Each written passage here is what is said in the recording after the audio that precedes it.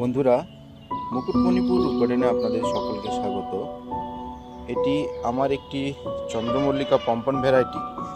দেখুন, প্রথমে যখন ফুটছে একটু গোলাপি ভাবটা আসছে, একটু লাইট গোলাপি প্রথমে আসছে। এই যে দেখুন, যখন ফুটছে তখন গোলাপি হয়ে আসছে, এরপরে আস্তে আস্তে আস্তে আস্তে সাদা হচ্ছে, সাদা হয়ে পুরো সাদা হয়ে যাচ্ছে, তারপর মাঝখানটা ডিমের কুসুমের কালার চলে আসছে। এটি একটি প্রজাতি।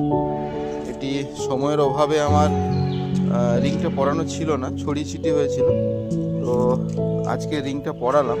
কারণ রিংটা না বাঁধলে কি হচ্ছে, ফুলগুলো সব যখন ফুটছে আস্তে আস্তে যখন শিশির পড়ছে, ফুলগুলোর ভার হয়ে যাচ্ছে, তারপর ডালগুলো ভেঙে যাচ্ছে। এই যে এরকম টাইপের ডালগুলো ভেঙে পড়ে যাচ্ছে। তাই সময় মতো চন্দ্রমল্লিকার রিং পরা, আমার সময় খুব কম। আজ এই পর্যন্ত।